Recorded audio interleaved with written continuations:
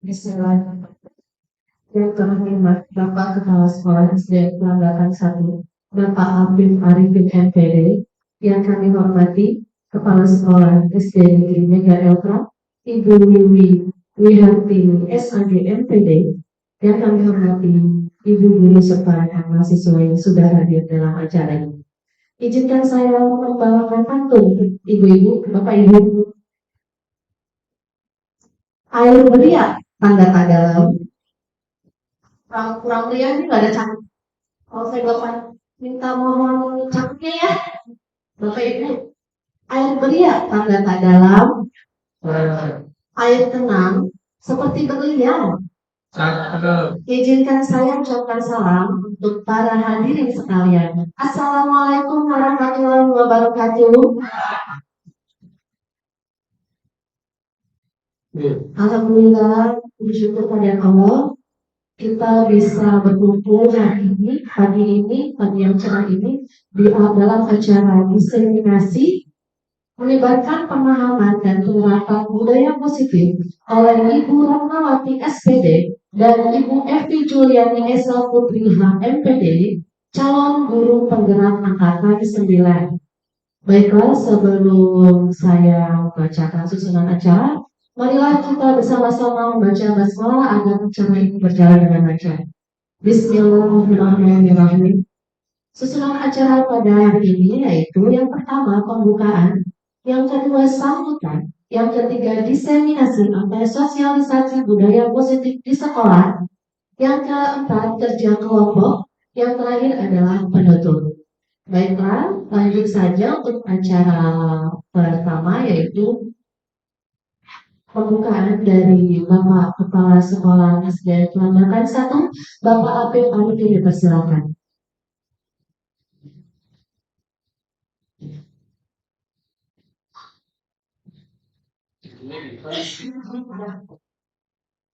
Bismillahirrahmanirrahim. Assalamualaikum warahmatullahi wabarakatuh. Alhamdulillahirabbil alamin wa bi'ista'in wa bi'idin.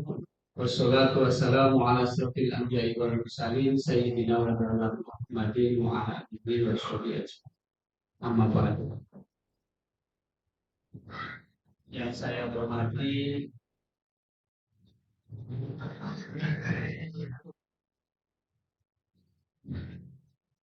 Ibu Kepala Sekolah SDN Mega Eltra yang saya banggakan, Ibu Putri dan Ibu Evi selaku calon guru penggerak angkatan 9 di Kota Cirebon, dan yang saya hormati juga saya banggakan ibu-ibu guru dari SDN Landakan 1 dan SDN Mega Eltra. Mohon izin, saya mewakili SD Negeri Landakan 1 sebagai kepala sekolah ingin menyampaikan beberapa informasi kepada teman-teman, bahwa yang pertama saya sampaikan ucapan terima kasih wabil khusus kepada Ibu Putri dan Ibu Evi yang bersedia meluangkan waktu untuk berbagi ilmu, berbagi praktik baik. Mungkin ini salah satu tugas daripada rangkaian kegiatan diklat calon guru penggerak di angkatan 9. Mudah-mudahan nanti yang akan beliau sampaikan bermanfaat buat kita dan bisa kita implementasikan dalam pembelajaran atau dalam kehidupan sehari-hari kita di sekolah. Selanjutnya, kepada ibu-ibu guru yang hadir pada kesempatan ini, mohon kiranya waktunya bisa kita manfaatkan, bisa kita maksimalkan untuk bisa mengikuti kegiatan kali ini. Terlebih tadi dalam susunan acaranya katanya nanti ada kerja kelompok ya, mungkin diskusi apa yang akan menjadi tahapan-tahapan dalam diseminasi kesempatan ini nanti yang akan disampaikan oleh Ibu Putri dan Ibu Evi. Kemudian selanjutnya mohon maaf kiranya pada pelaksanaan kali ini mungkin meskipun Ibu Putri sudah berkoordinasi dan komunikasi jauh-jauh hari dengan saya, namun karena bertepatan dengan pelaksanaan AMBK, jadi mungkin guru yang terlibat hanya sebagian, karena sebagian yang lain kami tetap melaksanakan KBM bersamaan dengan pelaksanaan AMBK. Kemudian yang terakhir barangkali khusus kepada Ibu Putri dan Ibu Devi, ini mungkin bagian daripada pencapaian karir dalam hal peningkatan kompetensi sebagai guru. Karena sekarang lagi ngetren PGP, pendidikan guru penggerak. Salah satu programnya itu adalah diklat calon guru penggerak. Selain PSP, selain OSP ya, organisasi sekolah penggerak, ini salah satunya. Mudah-mudahan ilmu, kemudian pengalaman, wawasan yang sekarang dan akan didapatkan dalam diklat CGP ini bisa dimaksimalkan, kemudian ke depan bisa diseminasikan kepada seluruh teman-temannya, khususnya di sekolah masing-masing, jadi bukan terbatas hanya karena di aksi nyata modul 1.4 saja, artinya di modul-modul yang lain atau di materi-materi yang lain bisa diseminasikan. Satu hal yang lebih penting adalah bisa menginspirasi dan memotivasi peserta didik dan teman-teman guru yang lain.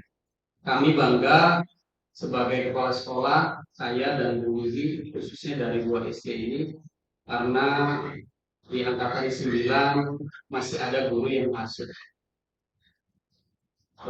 mengikuti diklat CGP ini. Mudah-mudahan ke depan guru yang lain yang belum mendapatkan kesempatan bisa mendapatkan. Dan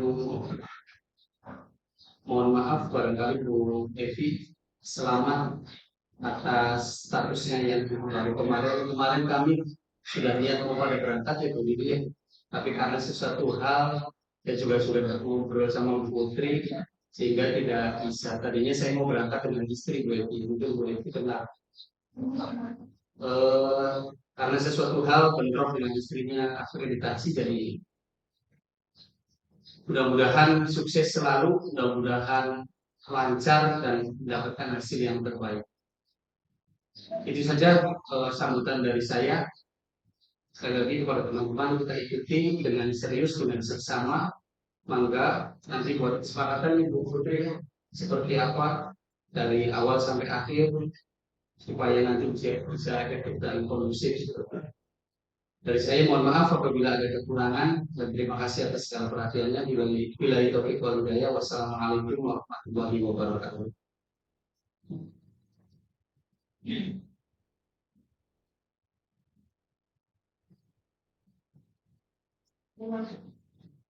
Terima kasih Bapak Habib Mahidin yang telah memberikan sambutannya dan selalu memberikan motivasi serta bimbingannya kepada Ibu Putri khususnya dan Ibu Evi juga sebagai calon guru penggerak angkatan 9 dari SD BKL dan Ibu Putri dari SD Peladahan 1. Selanjutnya kita memasuki acara inti yaitu acara diseminasi atau sosialisasi budaya positif di sekolah. Baik, untuk selanjutnya saya serahkan kepada Ibu Putri dan Ibu Devi. Assalamualaikum warahmatullahi wabarakatuh.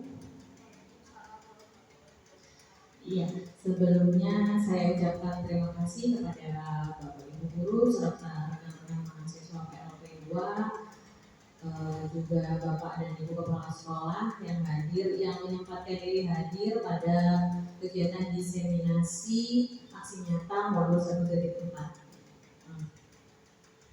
Pertama-tama saya ingin menjelaskan dulu diseminasi kita kali ini itu untuk sharing informasi dan ilmu yang sudah kita dapat pada pembelajaran modul 1.4 tentang budaya positif.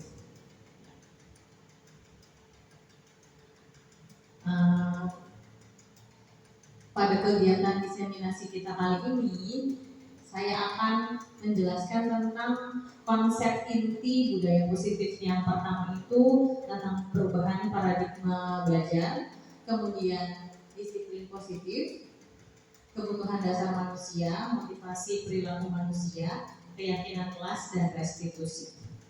Next, Bu Evi. Ya, pada kurikulum Merdeka ini kita harus merubah pemikiran kita, merubah paradigma kita tentang bagaimana itu belajar. Jadi pembelajaran dengan paradigma baru dirancang berdasarkan prinsip pembelajaran yang berdiferensiasi, sehingga murid belajar sesuai dengan kebutuhan tahap perkembangannya untuk mewujudkan profil pelajar Pancasila. Nah, pembelajaran yang berdiferensiasi itu yang seperti apa? Tentunya yang sesuai dengan kebutuhan murid. Nah, bagaimana cara kita untuk memberikan pembelajaran yang berdiferensiasi? Tentunya kita harus memetakan dulu kebutuhan murid, baru kita dapat memberikan pembelajaran yang berdiferensiasi tersebut dengan tujuan untuk mencapai tujuan pendidikan nasional yang intinya terdapat pada profil pelajar Pancasila. Next, Bu Evi. Ya, di sini yang akan pertama kali kita bahas itu adalah tentang disiplin positif. Sebelumnya tadi sudah dijelaskan bahwa disiplin positif itu adalah penerapan untuk mengajarkan cara bertanggung jawab kepada siswa dan menumbuhkan kesadaran diri berdasarkan nilai-nilai kebajikan universal. Disiplin positif ini juga berarti disiplin diri yang dapat mengontrol diri dalam melakukan segala tindakan. Jadi semua perilaku murid, semua tindakan murid itu dilakukan dengan kesadaran diri dari dalam dirinya untuk melakukan nilai-nilai kebajikan universal tadi. Kemudian murid juga memahami dan menyadarinya berdasarkan motivasi internal, bukan paksaan, pujian, atau hukuman. Jadi dari disiplin positif itu kita usahakan motivasi yang ada di dalam diri murid itu bukan motivasi eksternal, tapi motivasi internal yang dapat memberikan pengaruhnya itu dalam jangka panjang. Kalau motivasi eksternal itu jangkanya pendek, sewaktu-waktu bisa berubah. Jika penghargaan atau hukumannya dirasa sudah tidak berpengaruh lagi, perilakunya akan berubah seperti itu. Lanjut. Ya, menurut Ki Hajar Dewantara, untuk menciptakan murid yang merdeka, syarat utamanya adalah harus ada disiplin yang kuat. Disiplin yang dimaksud adalah disiplin diri yang memiliki motivasi internal. Pemikiran Ki Hajar Dewantara ini juga sejalan dengan pemikiran Diana Gosen. Menurut Diana Gosen, disiplin diri dapat membuat seseorang menggali potensinya menuju kepada sebuah tujuan, sesuatu yang dihargai dan bermakna. Dengan kata lain, disiplin diri juga mempelajari bagaimana cara kita mengontrol diri dan bagaimana menguasai diri untuk memilih tindakan yang mengacu pada nilai-nilai yang kita hargai atau nilai-nilai kebajikan. Jadi inti dari disiplin positif itu adalah kedisiplinan diri dan kesadaran diri yang mana mengacu di ujungnya itu adalah tentang nilai-nilai kebajikan universal yang tentunya kalau di Indonesia ini sudah tercantum di profil pelajar Pancasila. Next. Nah, dalam melakukan tindakan, setiap tindakan itu manusia pasti memiliki alasan. Alasannya adalah berhubungan dengan kebutuhan. Di sini saya sudah menyiapkan 5 pertanyaan tentang 5 kebutuhan dasar manusia, tapi masih ada huruf yang hilang. Jadi kita lengkapi bersama-sama ya. Yang pertama, kira-kira apa nih kebutuhan dasarnya? Ya, yang pertama kesenangan, yang kedua cinta dan kasih sayang. Ya, cinta dan kasih sayang. Yang ketiga kebebasan. Yang keempat makin hilang hurufnya? Bukan. Penguasaan. Kemudian yang terakhir hanya ada satu hurufnya, cluenya cuma satu. Ya, bertahan hidup. Oke, betul enggak ya? Ya.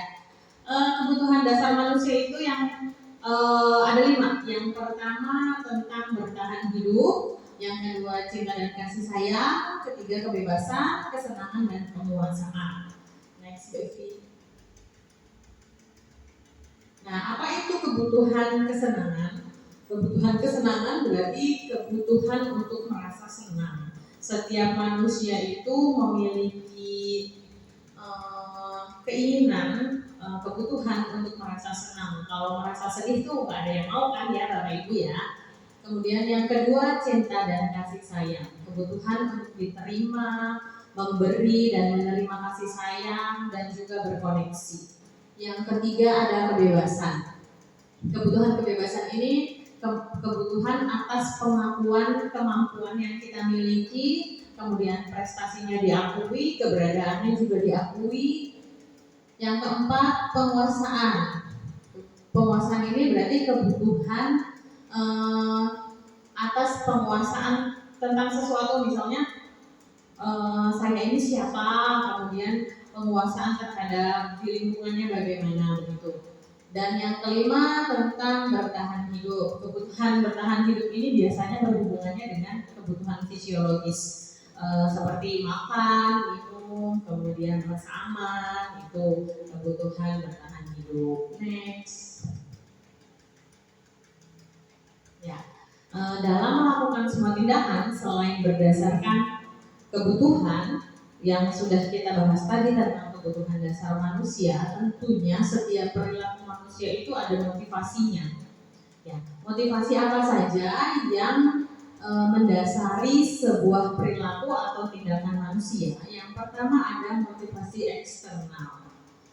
Motivasi eksternal ini untuk menghindari ketidaknyamanan, kemudian untuk mendapatkan imbalan atau penghargaan dari orang lain. Dan yang kedua ada motivasi internal. Internal itu berarti motivasi yang timbul dari dalam diri manusia untuk menjadi orang yang diinginkan dan menghargai diri sendiri dengan nilai-nilai yang mereka yakini. Next.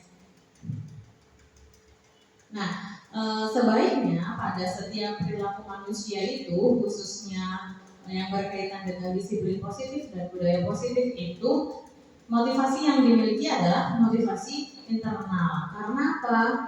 Karena motivasi internal ini tujuannya adalah untuk menghindari hukuman dan penghargaan agar meminimalisir motivasi eksternal pada murid. Jadi supaya pengaruhnya itu jangka panjang, kalau bisa seumur hidup, ya kalau ini motivasinya internal. Sedangkan kalau motivasinya eksternal, jika penghargaan atau hukumannya itu sudah tidak berlaku lagi, maka perilakunya akan berubah kembali lagi ke perilaku yang salah.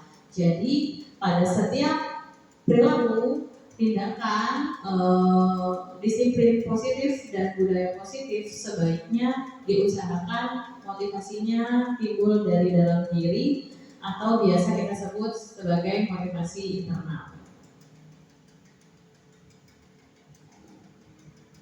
Saya pindah dulu.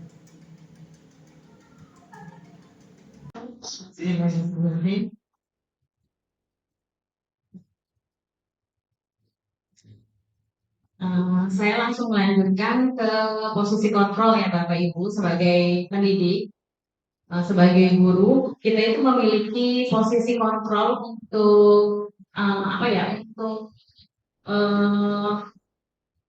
menerapkan disiplin positif yang sudah kita biasakan gitu di kelas. Nah, posisi kontrol ini ada 5. Yang pertama sebagai penghukum, yang kedua sebagai teman, yang ketiga sebagai pembuat merasa bersalah, yang keempat sebagai pemantau, dan yang kelima sebagai manajer.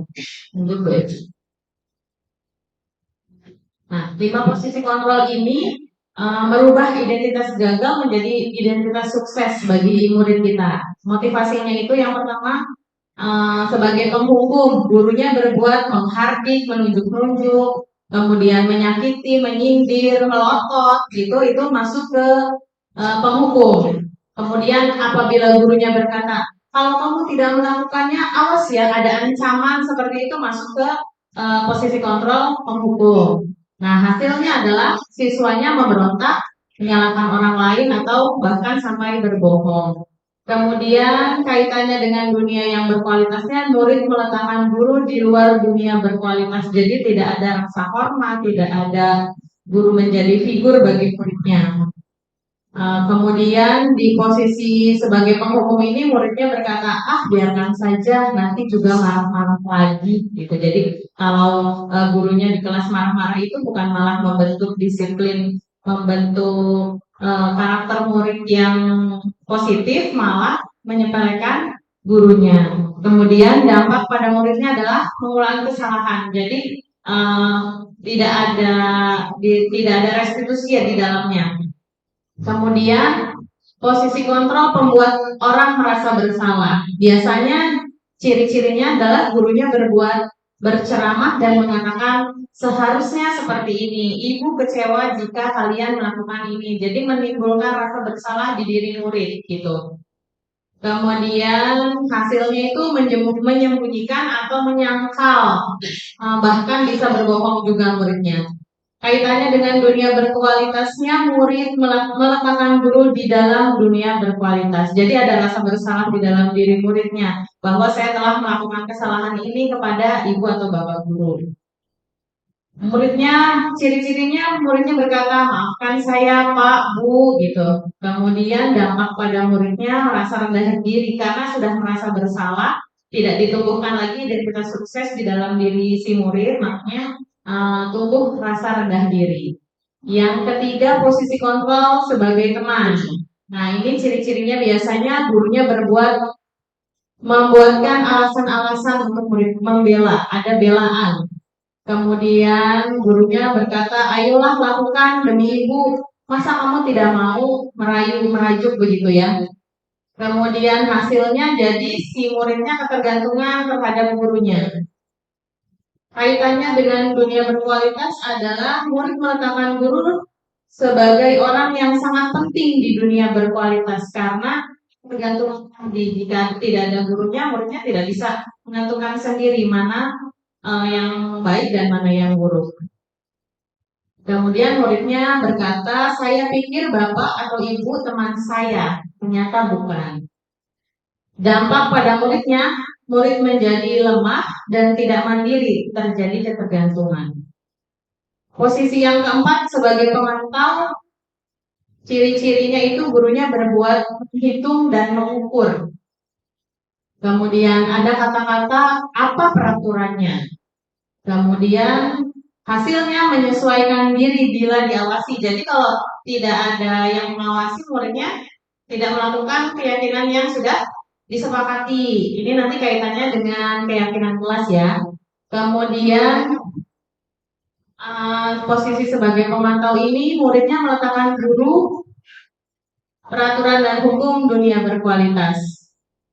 Nah, di posisi kontrol guru sebagai pemantau ini, biasanya motivasi yang keluar dari diri murid itu masih motivasi eksternal, belum motivasi internal tadi. Jadi alasan-alasannya itu masih dari luar, masih dari penghargaan dan hukuman. Dan yang terakhir adalah posisi kontrol sebagai manajer. Pada saat ada murid yang melakukan kesalahan itu gurunya berbuat mengajukan pertanyaan-pertanyaan, bukan menjudge, bukan menunjukkan kesalahannya apa, tetapi menumbuhkan rasa kesadaran diri pada murid bahwa kesalahan yang dilakukannya apa dan itu muncul terucap dari muridnya, bukan judge dari gurunya, seperti itu. Hasilnya adalah menguatkan pribadi. Di sini ada potongan video yang menerangkan tentang 5 posisi kontrol tadi. Mari kita simak bersama-sama.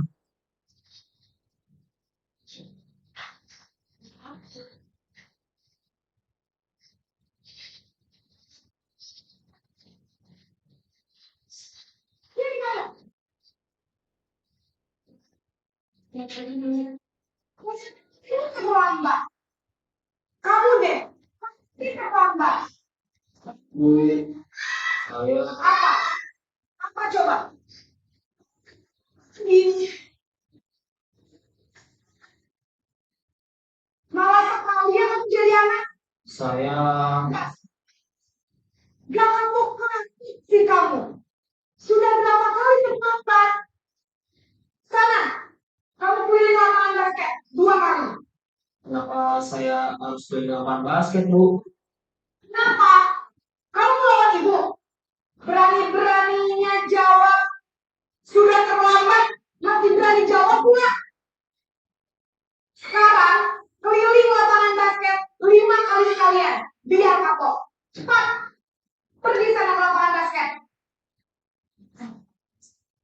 Posisi pendukung biasanya berbicara dengan nada tinggi, menghadis, menunjuk-nunjuk, menyakiti, dan menyindir.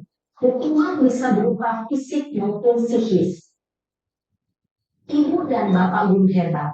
Dampak yang terjadi pada murid ketika guru berada pada posisi penghukum adalah murid cenderung akan memberontak, bahkan rilisan dendam.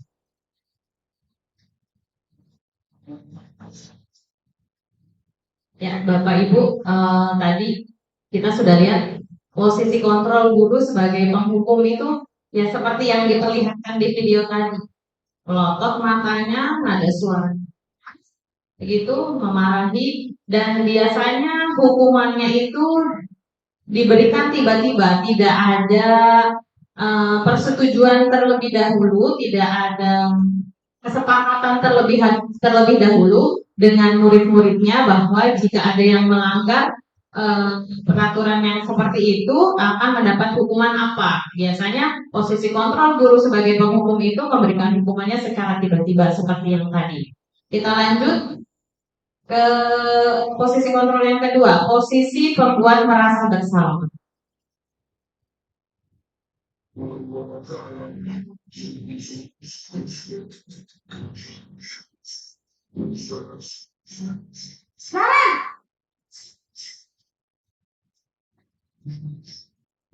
Selamat pagi, Bu. Naren.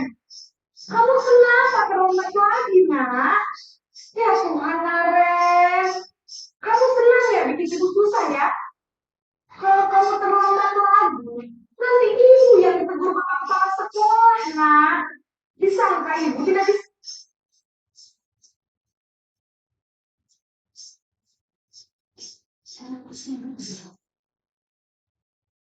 Tidak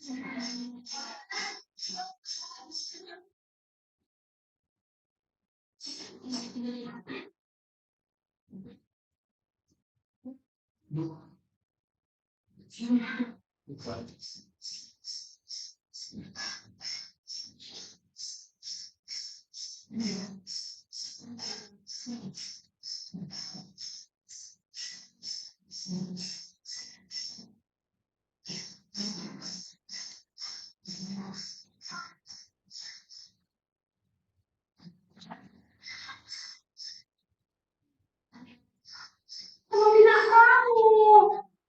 Duh, gimana ini? Maaf, Bu. Duh, Gusti Naren. Terus, sekarang ibu harus tulis apa yang di buku absen? Ini kamu sudah sering terlambat loh. Ibu harus apa coba? Maaf, Bu. Maaf sekali. Ya sudah, lain kali jangan bikin ibu susah lagi ya kak ya.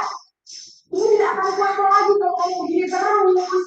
Bisa jantungan kalau ibu berbapak kepala sekolah. Karena cepat kelas. Maaf ya, Bu.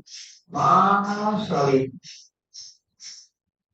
Ya, dari video tadi posisi guru sebagai pembuat merasa bersalah itu ciri-cirinya tadi gurunya memelas, kalau istilah saya gurunya memelas, menumbuhkan rasa bersalah di dalam diri siswanya sehingga ada kata-kata yang keluar dari murid itu adalah maafkan saya Bu gitu. Kemudian jadi membuat muridnya merasa rendah diri karena kesalahan yang sudah dibuatnya. Selanjutnya adalah posisi kontrol sebagai teman.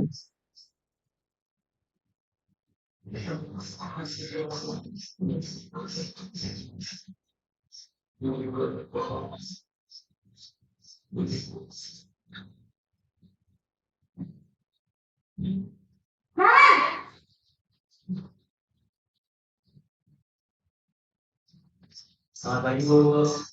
Wah, sudah jam berapa ini, Nak? Selamat lagi ya, sayang. Iya, Bu. Habis ibu saya membangunkan saya, Bu. Kamu malah menyalahkan ibu kamu. Kamu bukannya anak yang larinya paling kencang. Kok terlambat sih? Iya, Bu. Saya memang terlambat bangun tadi. Jadi, biarpun saya lari kencang, tetap gak kekejar, Bu. Ya sudah sana. Nanti lain kali larinya lebih kencang lagi ya. Biar gak terlambat lagi. Bikin senang ibu. Demi ibu. Bisa kan? Bisa lah, Bu. Ya sudah sana masuk kelas. Ibu berarti urusan absen kamu. Kamu ini ada-ada saja. Menurut Bapak Ibu, posisi kontrol sebagai teman ini seperti apa? Ada bahasa-bahasa yang lebih akrab antara guru dan muridnya. Kira-kira menumbuhkan rasa kesadaran atau tidak? Belum ya, tidak. Karena malah membuat si muridnya ini beralasan begini begitu. Oke, selanjutnya posisi sebagai pemantau atau monitor.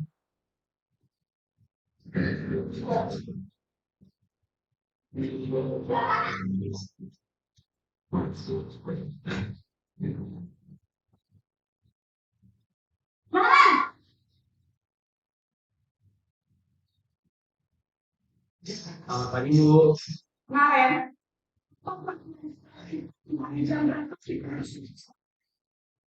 Kita harus di sekolah jam 7, Bu. iya betul. Sekarang sudah jam 7.20. Kalian sudah tahu konsekuensinya jika terlambat hadir. Paham, Bu. Saya harus tinggal kelas pas jam istirahat selama 20 menit. Iya benar, konsekuensinya demikian. Jadi nanti jam 9.30 pas istirahat, jangan tugas tambahan seperti ketinggalan kamu ya. Baik, Bu. Ya. Untuk posisi kontrol sebagai pemantau ini, kira-kira kalau kita lihat dari video yang tadi, sudah ada keyakinan kelasnya atau belum? Sudah dibuktikan dengan muridnya tadi bisa menyebutkan pelanggarannya apa atau kesalahannya apa, kemudian konsekuensi yang harus dia tanggung juga apa di posisi pemantau, posisi kontrol sebagai pemantau ini. Selanjutnya yang terakhir, posisi kontrol sebagai manajer.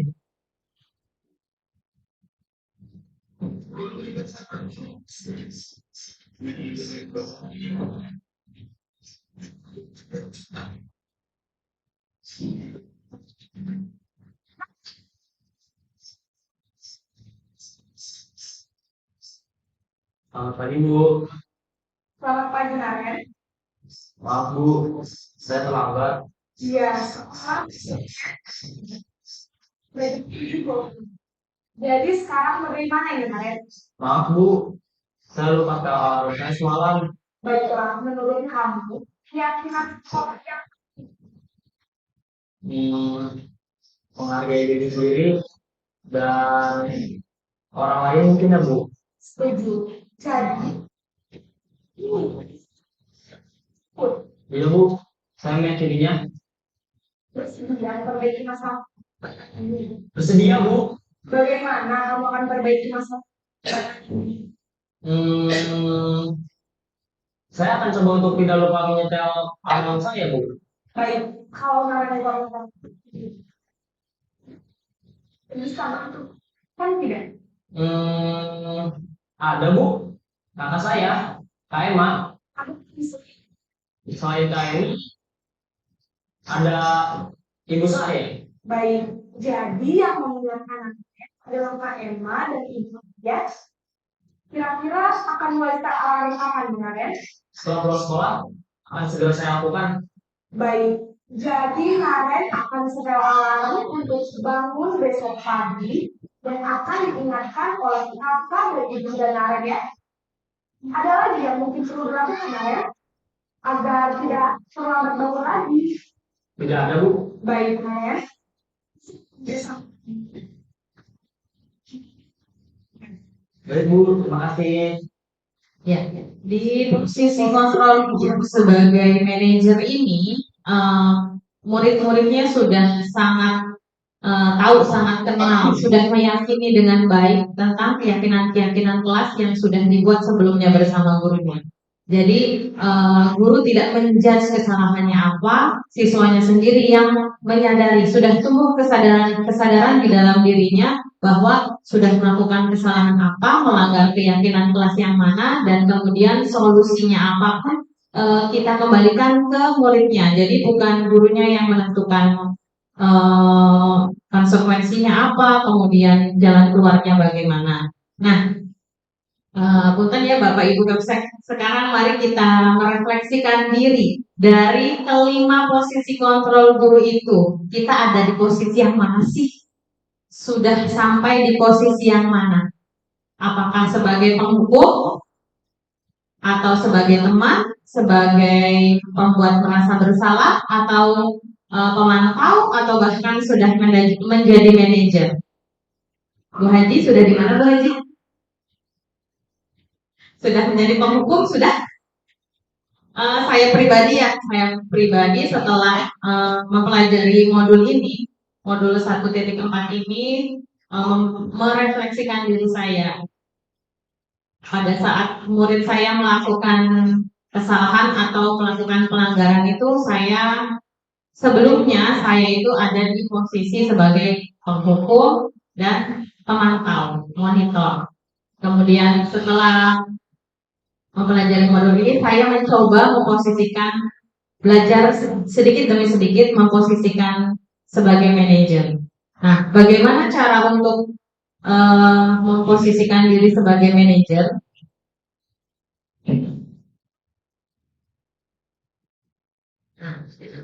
Posisi kontrol sebagai manajer ini mengacu pada restitusi yang dapat menjadikan murid sebagai manajer bagi dirinya sendiri sehingga tercipta identitas positif pada dirinya. Jadi kita hanya membimbing, membantu murid kita untuk dapat membentuk kesadaran diri. Kemudian guru dan murid melakukan kegiatan bersama, mempersilahkan murid mempertanggungjawabkan perilakunya dan mendukung murid agar dapat menemukan solusi atas permasalahannya sendiri.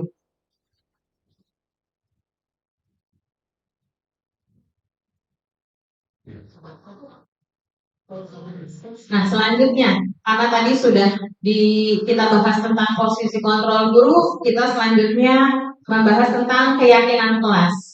Keyakinan kelas berupa pernyataan universal yang mudah diingat, dipahami, dan diterapkan dalam lingkungan sekolah. Guru berperan dalam mewujudkan terbentuknya keyakinan kelas dengan adanya kesepakatan antara guru dan murid. Jadi dalam membuat keyakinan kelas itu yang pertama harus kita lakukan adalah bercurah pendapat dengan murid. Murid dipersilakan untuk menyampaikan pendapatnya tentang keyakinan-keyakinan kelas, kemudian ide-ide apa saja yang menurut murid itu masuk ke dalam keyakinan kelas. Kemudian setelah itu kita sebagai guru adalah membuat kesimpulan keyakinan-keyakinan kelas yang berasal dari ide-ide murid kita simpulkan dan kita buat dalam bentuk kalimat-kalimat positif yang isinya adalah tentang nilai-nilai kebajikan universal tadi. Nah, di tahapan terakhir adalah menempelkan keyakinan kelas yang sudah dibuat di kelas dengan ada tanda tangan atau cap jempol supaya murid lebih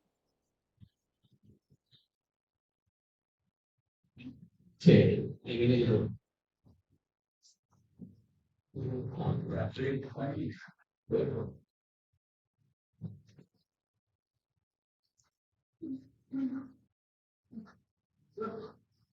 Nah, sekarang saya mau bertanya, keyakinan kelas dan peraturan kelas itu apakah hal yang sama? Betul atau salah? Salah? Apa betul? Keyakinan kelas dan peraturan kelas. Bagaimana? Salah. Ya, kita lihat jawabannya. Ya, salah jawabannya. Tepuk tangan untuk kita semua. Ya, ada lagi. Masih tentang keyakinan kelas. Keyakinan kelas berlandaskan nilai-nilai kebajikan atau prinsip universal. Betul atau salah? Betul. Coba Bu Evi. Ya, jawabannya betul. Selanjutnya.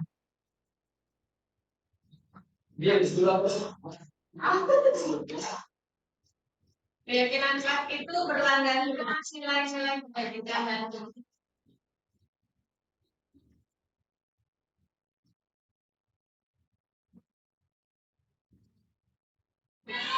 ya, Bapak Ibu kalau saya tidak menggunakan mic apa? Nah, mari ya, suaranya biasa.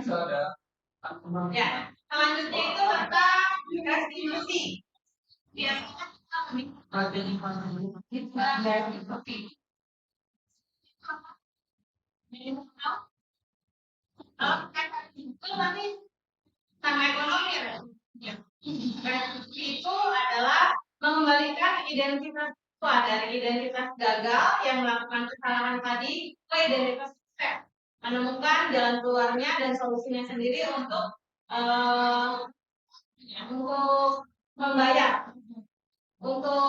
membayar kesalahan yang sudah di dalam segitiga restitusi ini. Guru berperan sebagai manajer menggunakan penerapan segitiga restitusi dalam menyelesaikan permasalahan. Ada 3 tahapan langkah-langkah segitiga restitusi. Yang pertama, menstabilkan identitas. Yang kedua, validasi perbuatan yang salah. Dan yang ketiga, menanyakan keyakinan. Tujuan dari restitusi ini untuk membentuk murid yang mandiri dan bertanggung jawab. Nah, ketiga tahapan segitiga restitusi tadi, yang pertama menstabilkan identitas.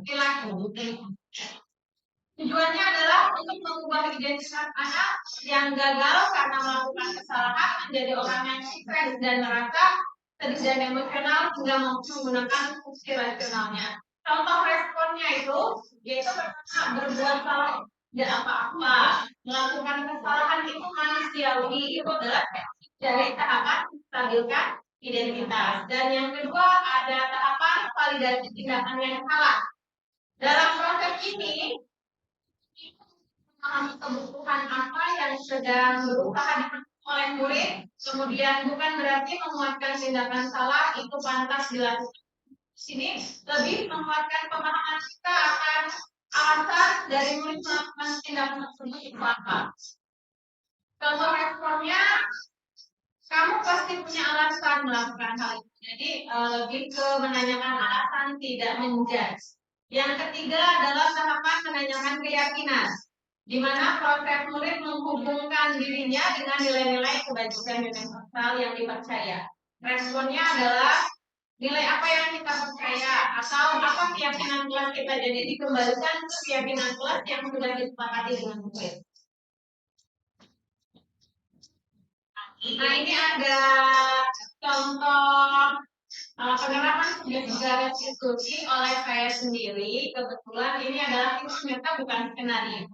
Ada anak yang melakukan kesalahan, kemudian pada saat itu ada tugas untuk segitiga restitusi. Jadi langsung saya rekam, makanya gambarnya juga tahu ini dadakan. Nah, ini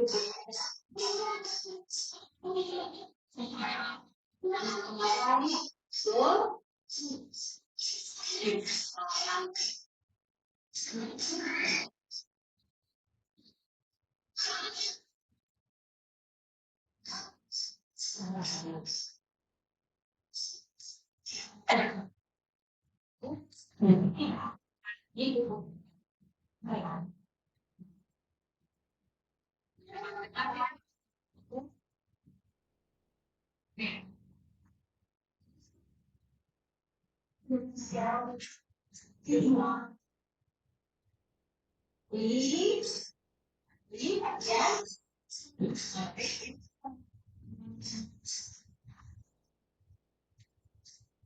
Lain kan?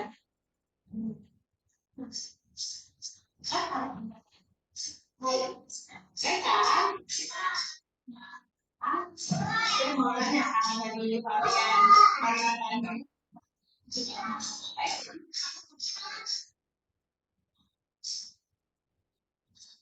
ini ngomongnya sama aja.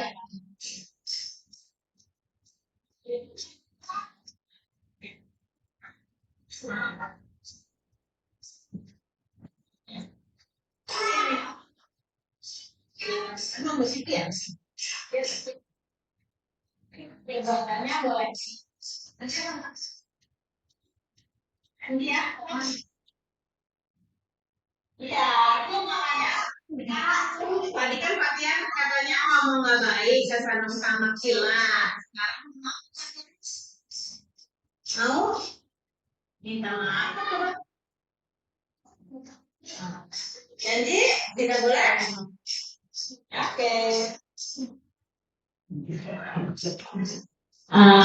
Dari cuplikan video tadi itu sedikit banyak saya sudah menerapkan tentang segitiga restitusi. Yang pertama menstabilkan identitas dulu. Jadi tujuannya apa? Supaya anak itu tidak ketakutan dulu, kamu nakal, kamu salah. Jadi tidak dijudge dulu, supaya dia bisa menumbuhkan kesadaran diri, mengoreksi dirinya sendiri kesalahannya itu apa, menyadari bahwa dia sudah melakukan kesalahan. Nah setelah itu dikuatkan lagi dengan kata-kata setiap orang itu melakukan kesalahan adalah hal yang wajar, hal yang manusiawi, hanya tidak boleh dilakukan lagi. Kemudian ditanya alasannya apa, itu masuk ke tahapan yang kedua, validasi tindakan yang salah. Dan terakhir menanyakan keyakinan jika melakukan hal tersebut itu perbuatan salah atau benar, kemudian harus ngapain karena sudah melakukan kesalahan itu. Di sini agak repot karena aktornya adalah siswa kelas 1 yang masih harus diberi stimulus, tidak mungkin langsung bisa memberikan pernyataan-pernyataan seperti anak-anak yang sudah besar tadi, yang seperti di video sebelumnya tadi sudah bisa mengungkapkan dengan kata-kata. Kalau di anak-anak kelas 1 itu harus dipancing supaya dia berpendapat sesuai dengan apa yang kejadian sebenarnya, seperti itu. Ya, sekian pemaparan materi modul 1.4 dari kami. Kurang lebihnya saya mohon maaf. Kita lanjutkan ke acara MC. Saya kembalikan ke Ibu MC. Terima kasih.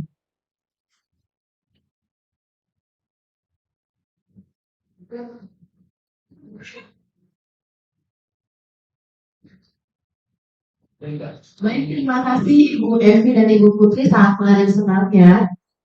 Berharapnya sangat bermanfaat bagi kita, bagi kami khususnya para guru di Pandangan 1 dan bagi rekan-rekan ibu mahasiswa semuanya. Itu jadi pembelajaran bagaimana sih menangani siswa yang seperti video tadi dan bagaimana menerapkan budaya positif di sekolah itu seperti apa. Baik, kita lanjut ke acara selanjutnya yaitu acara tanya jawab.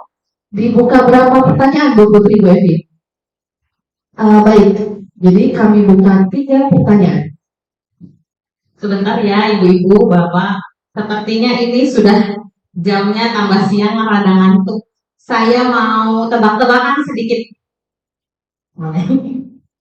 Cluenya adalah bumi itu bulat.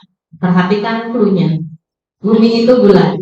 Jika 10 itu 1, Bapak udah tahu nih. Jika 10 itu 1, kemudian 105 itu 2, 2200 itu berapa? Ya. Ya. 2, bukan. 10 bukan. 10 itu 1. Cluenya diingat-ingat. Cluenya adalah bumi itu bulat. Ya. 10 itu 1. 205 itu 2. Ya, 2.200 berapa? 4. 2.200 berapa, Pak? 4? Yakin? Sedikit lagi. Clue-nya adalah bumi itu bulat. 2.200. 5, Pak. Lagi. Lanjut. Masih clue-nya adalah bumi itu bulat. Kenapa ya 2.200 itu 5? Karena clue-nya bumi itu bulat. Jadi yang dihitung bulatnya saja. 2.000 bulatnya berapa? 3. 200 bulatnya 2. Jadi 5. Oke, kita lanjut aja yang tanya jawab supaya tidak lama. Bu Ita.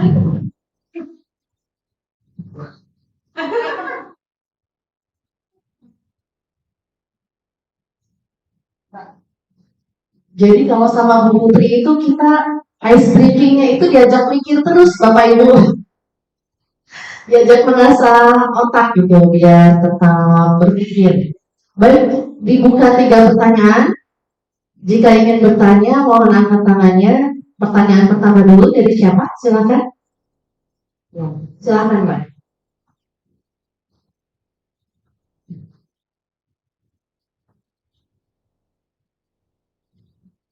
Perkenalkan, nama saya Gina Aulia Fadila. Saya dari mahasiswa UGJ.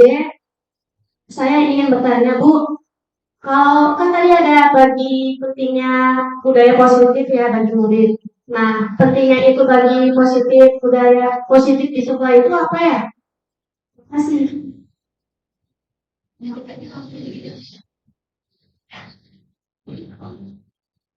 Baik, pertanyaan pertama dari Ibu siapa?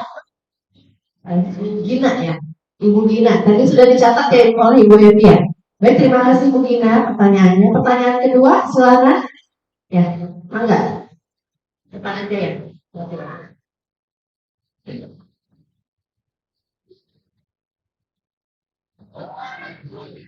Perkenalkan, nama saya Vila Lalatu Mantiro. Saya dari mahasiswa PLP UGJ. Mohon izin bertanya, sebagai guru, posisi kontrol yang ideal itu bagaimana? Terima kasih.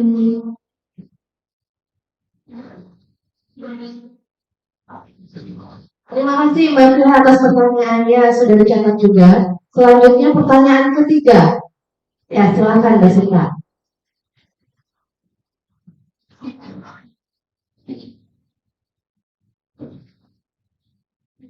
Tiga atau ada satu pertanyaan lagi boleh nggak Bu Putri, Bu Evi?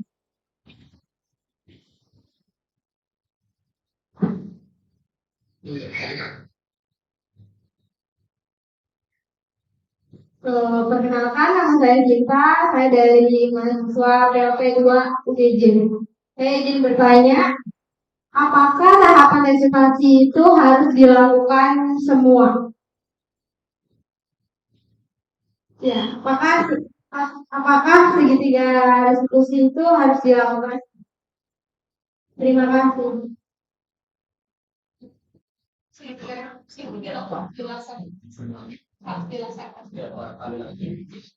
Ya, terima kasih Bu Sinta. Tadi pertanyaan terakhir itu, apakah tahapan 3 restitusi itu harus dilaksanakan semuanya? Seperti itu. Bersedia untuk langsung menjawab? Ya, silakan.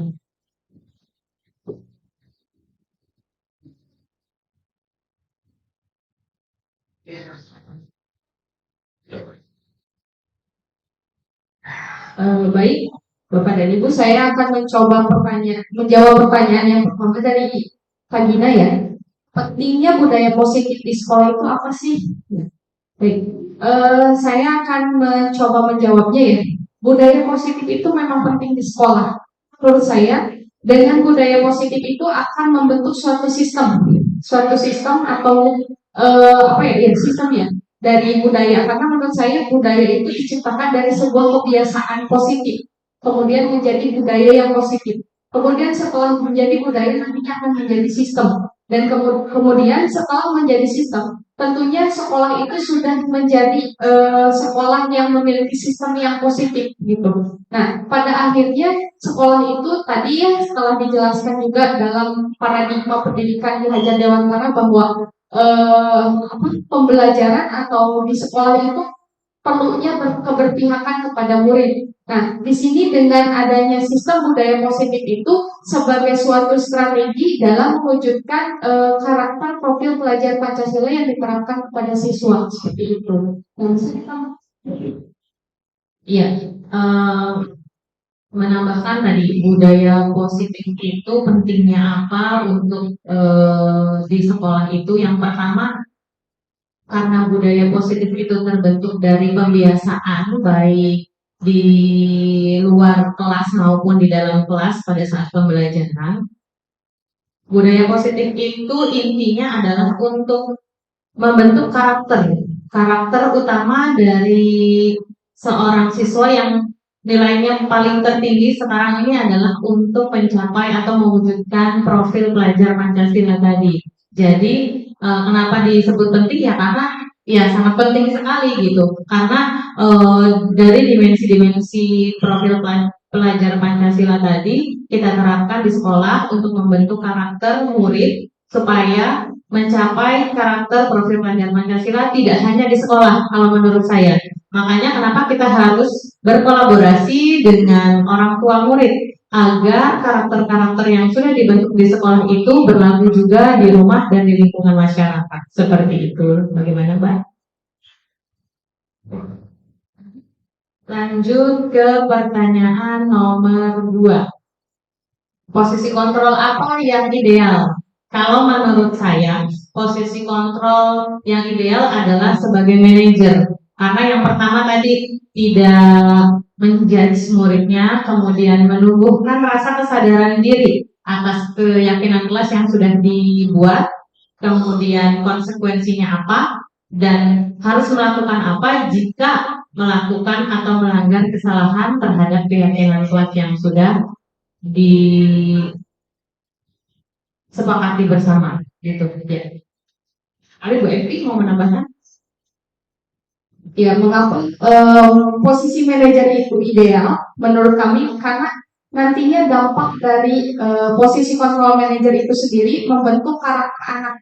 Nah, tadi kan berhubungan dengan pertanyaan nomor 1 bahwa budaya positif itu untuk mewujudkan profil pelajar Pancasila. Nah, melalui posisi kontrol yang manajer ini itu digiring, siswa itu digiring untuk membentuk karakternya gitu. Jadi untuk menghargai dirinya sendiri yang nilai-nilai kebijakan universal tadi yang telah disepakati. Seperti itu. Ada tambahan? Cukup. Ya. Lanjut. Yang ketiga dari Ibu Sinta, apakah segitiga restitusi tahapannya dilaksanakan semuanya? Ya, dilaksanakan semuanya karena berkesinambungan ya Bu ya. Jadi memang tahapannya itu yang pertama itu harus ada identitas, menstabilkan identitas terlebih dahulu. Kemudian yang kedua memvalidasi tindakan yang salah, mana yang tindakan yang salah siswa tersebut. Kemudian yang ketiga itu menanyakan keyakinan. Dari 3 ini memang semuanya itu, yang pertama itu kita menganalisis dulu apakah tindakan itu salah. Kemudian yang kedua tindakan mana yang salah. Kemudian yang ketiga balik lagi tindakan yang salah itu kita temukan solusinya bersama, bukan pada tadi judgement ya. Kamu salah, kamu ini, kamu itu, tapi tanpa ada solusinya gitu. Jadi segitiga restitusi ini itu harus diterapkan tahapannya sebagai strategi untuk mencari solusi gitu, dan pembentukan karakter itu sendiri. Menambahkan ya, apakah harus dilaksanakan semuanya? Jawabannya iya, tapi bisa diacak misalnya menstabilkan identitasnya nanti setelah validasi dulu, karena tergantung dari kondisi pada saat kita ngobrol sama muridnya bagaimana. Kemudian Kalau menurut saya tahapan di menanyakan keyakinan itu tetap harus ada di akhir karena nanti akan ada solusi yang harus dilakukan, kemudian konsekuensi apa yang harus dilakukan itu ada di akhir. Untuk lebih pemantapannya ada di akhir begitu. Bagaimana Mbak Sinta?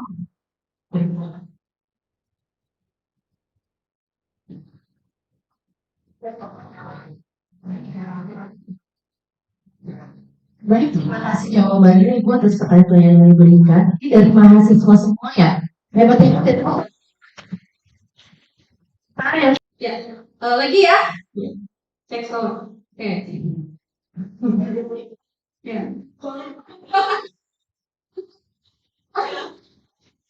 Siap ya.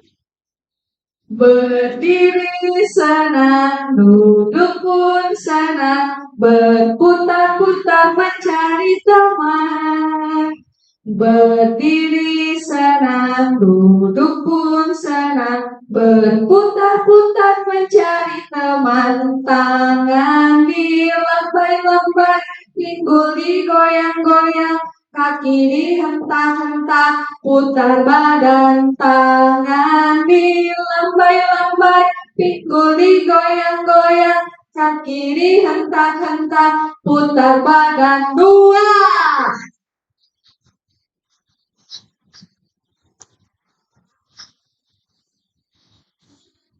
Mau dihukum dulu nggak Bu?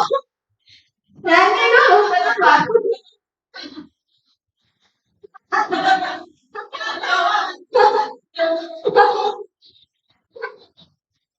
Jadi apain nih Bu Putri?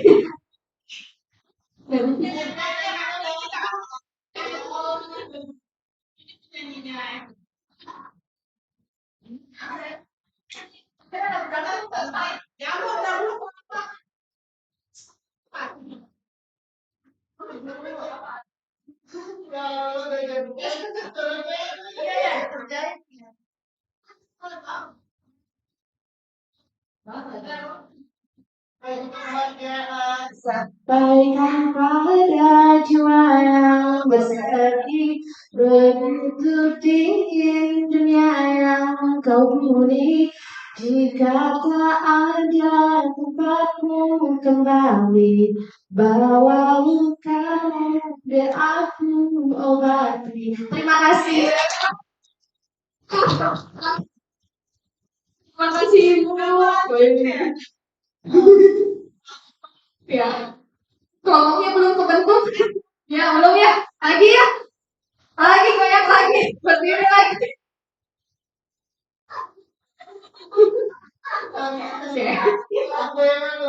Agak cepat ya. Berdiri senang, duduk pun senang, berputar-putar mencari teman. Berdiri senang, duduk pun senang, berputar-putar mencari teman. Tangan dilambai-lambai, pinggul digoyang-goyang, kaki dihentak-hentak, putar badan. Tangan dilambai-lambai, pinggul digoyang-goyang, kaki dihentak-hentak, putar badan. 3.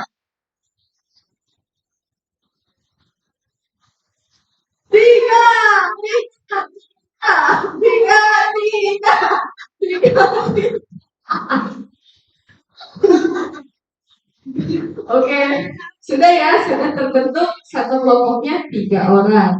Nah, Bu Putih mau jelaskan? Ya.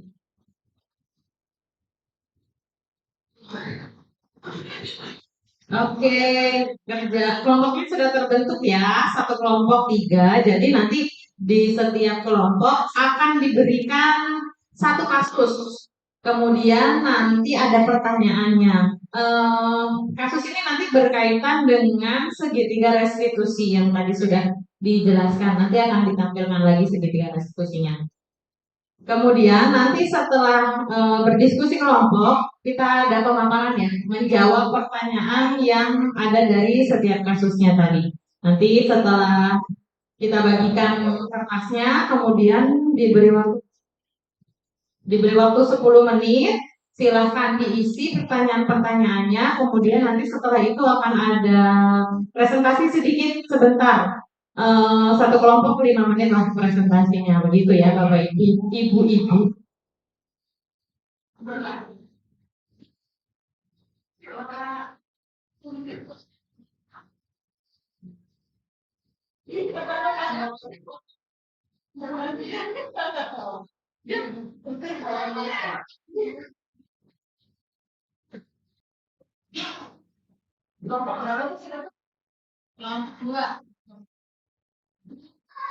Baik, kami dari kelompok 2 akan mempresentasikan mengenai kasus yang tadi kami terima. Ini kasus 3 ya. Dibacakan enggak? Dibacakan semuanya. Ya. Jadi kondisinya secara singkat saja ya Ibu. Jadi kasus di sini ada ibu guru namanya Ibu Dani, dia itu guru kelas. Saat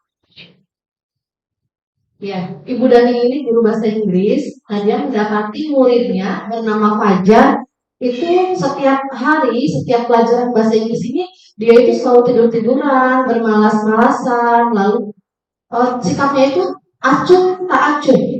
Di saat maju ke depan pun dia memainkan spidolnya gitu, sangat tidak bersemangat untuk belajar di kelas. Lalu bu gurunya itu nanya ke Fajar, Fajar, ya, contohnya kan, Fajar jangan tidur-tiduran, lain kalau perhatikan, sudah saya duduk kembali. Ayo yang lain siapa yang bisa tanpa menanyakan dulu gitu. Posisi Fajar itu kenapa seperti itu. Lalu ya duduk lagi, lalu Bu Dani juga menjawab itu, Fajar kamu tuh gimana sih, kamu gak kasihan sama ibu udah capek-capek memberikan pelajaran ke kamu gitu.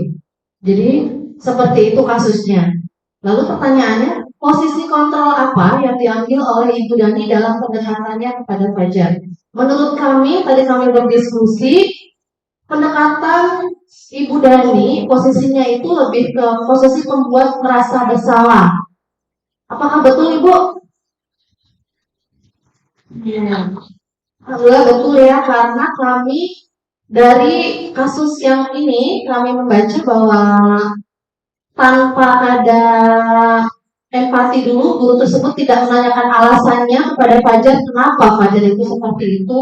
Harusnya sebagai guru itu posisinya bertanya dulu alasannya, lalu diberikan konsekuensi yang menindaklanjutin gitu. Kenapa Fajar itu seperti itu, harusnya seperti apa.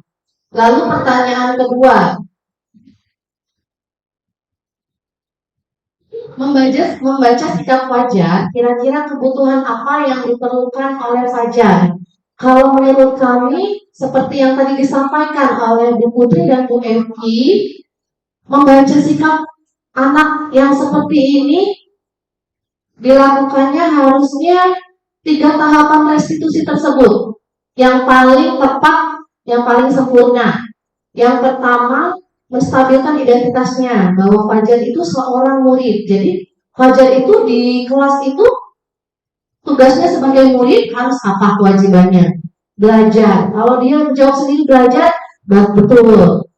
Identitas Fajar berada di sini adalah pelajar. Ibu sebagai guru yang harus apa? Jika ibu menerangkan, harap diperhatikan. Kewajiban Fajar itu sebagai murid, berarti tugasnya belajar.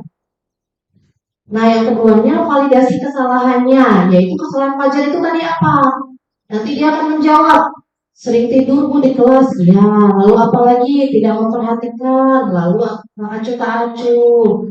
Jadi kira-kira kalau seperti itu baik asal salah? Salah Bu. Nah itu dia sudah mengakui kesalahannya itu apa? Dia di sini jadi mengakui selama ini dia itu salah melakukan seperti itu. Nah lalu selanjutnya Fajar sudah melakukan kesalahan.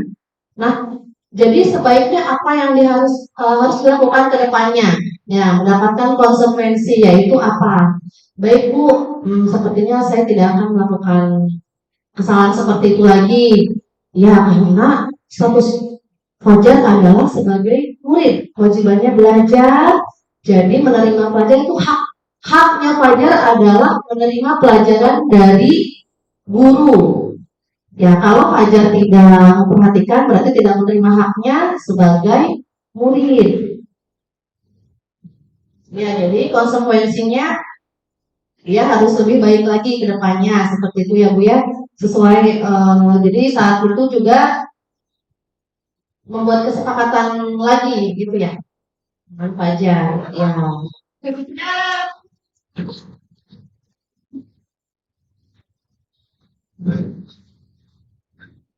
Nah selanjutnya pertanyaan selanjutnya, bila mana Ibu Dani mengambil posisi pemantau, apa yang akan dilakukan atau dikatakan olehnya?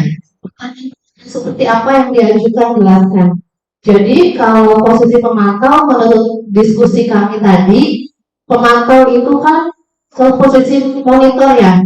Jadi dia itu mengamati gerak gerik murid-muridnya di kelas tanpa menanyakan alasan kenapa mereka bersikap seperti itu di kelas gitu, tidak mengikuti pelajaran.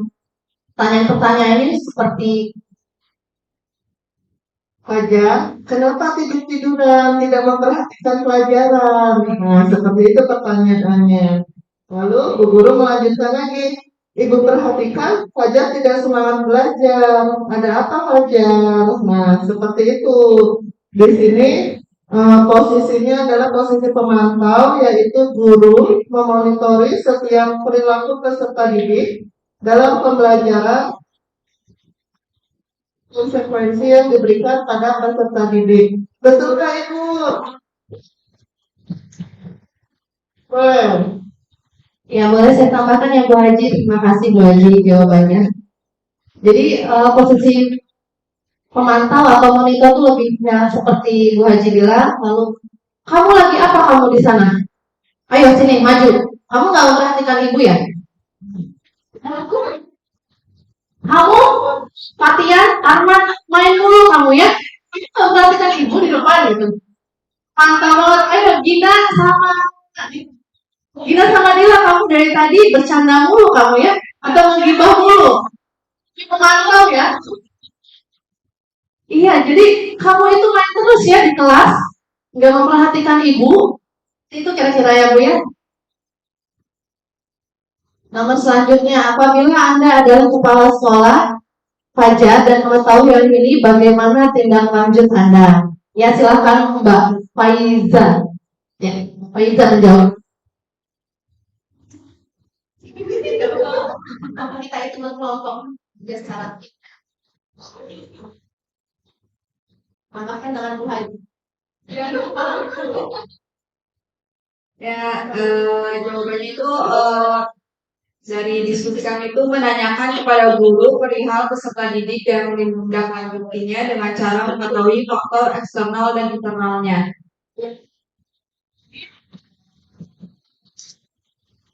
Kami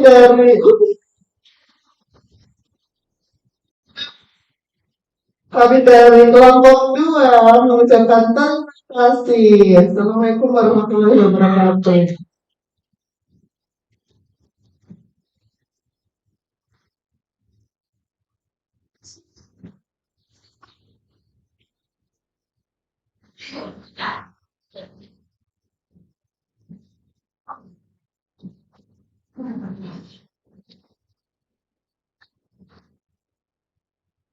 Assalamualaikum warahmatullahi wabarakatuh.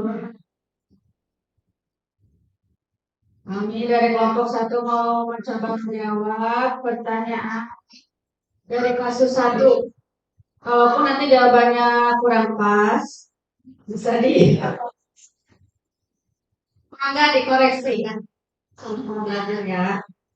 Di sini ada satu kasus.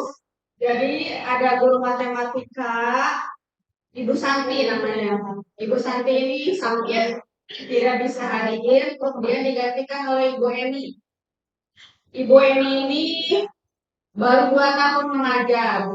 Jadi murid itu tahu, ini guru baru. Jadi mereka itu karena merasa guru baru disepelekan.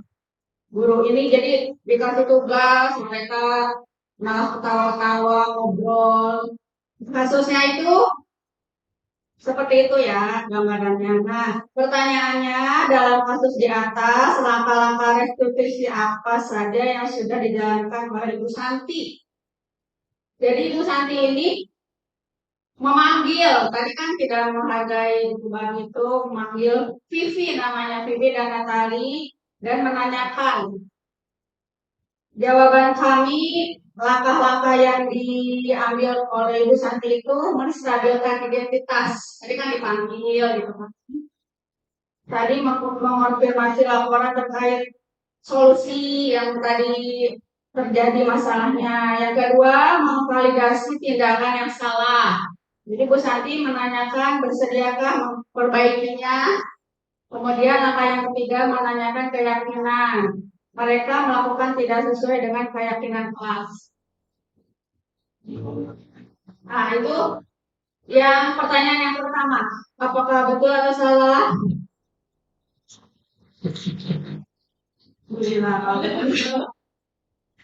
Kita lanjutkan yang kedua ya. Yang kedua akan dibacakan oleh Ibu.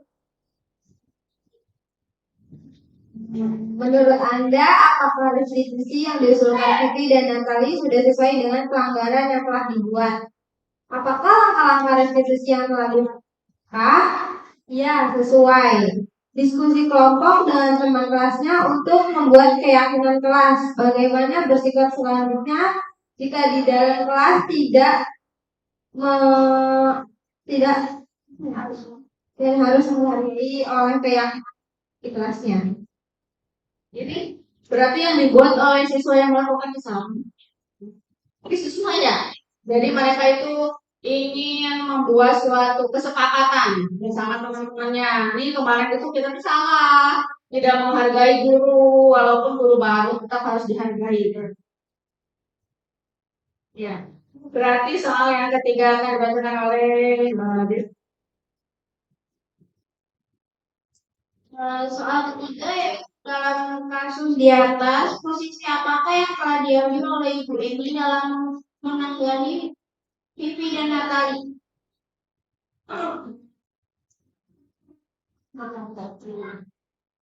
Jawabannya dalam posisi membuat rasa bersalah yang diambil Ibu Eni terlihat dari adanya permintaan maaf yang diucapkan oleh Vivi dan Natali.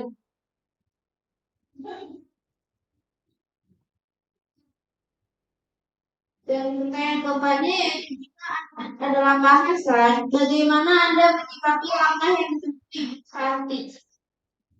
Jawabannya menurut saya langkah yang diambil Bu Santi sudah tepat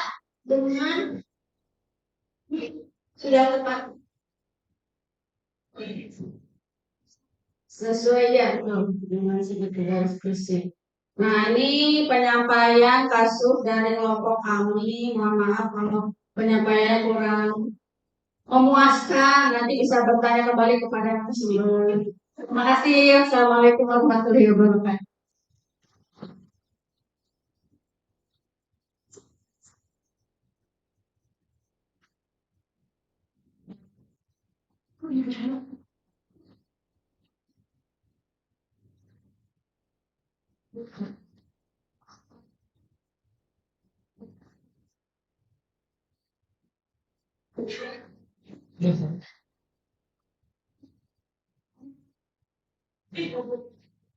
Assalamualaikum warahmatullahi wabarakatuh.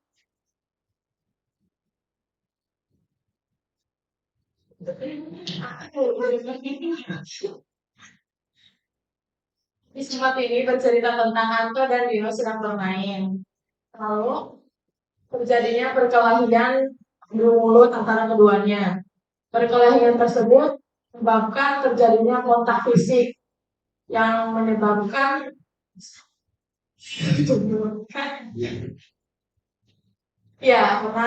Dino menarik kancing bajunya Antos hingga terlepas 3. Lalu guru piket pun melihat kejadian tersebut dan melerai mereka dan membawa ke ruang kepala sekolah.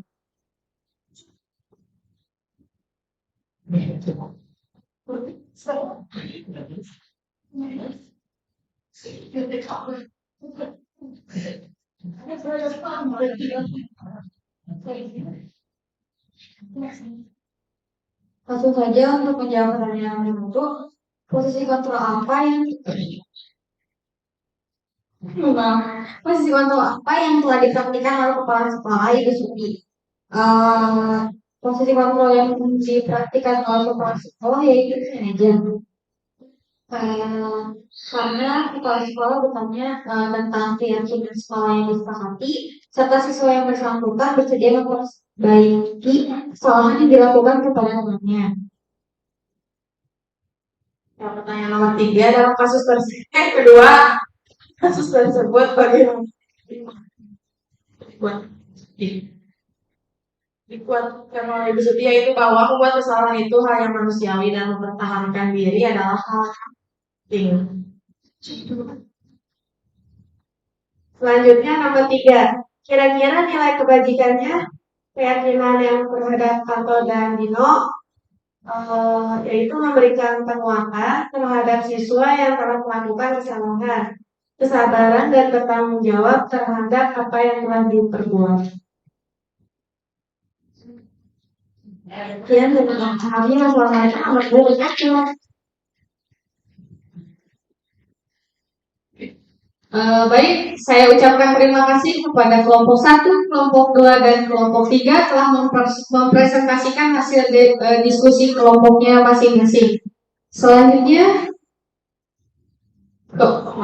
dikembalikan lagi kepada pembawa acara.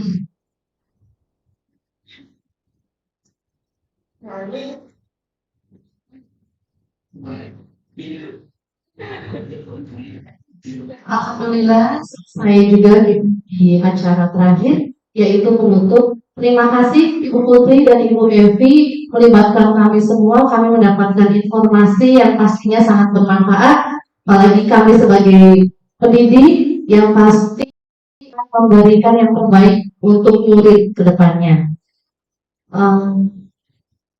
Saya itu mau baca pantun Bu Putri, tapi mohon maaf disiapkan. Jadi next nanti ya biasanya ada pantunnya di awal dan di akhir. Tadi saya banyak ngobrol yang Haji ya, banyak berdiskusi yang baik sekali. Baik, terima kasih untuk partisipasinya ibu-ibu untuk hari ini. Semoga kita doakan Ibu Putri Ratnawati SPD dan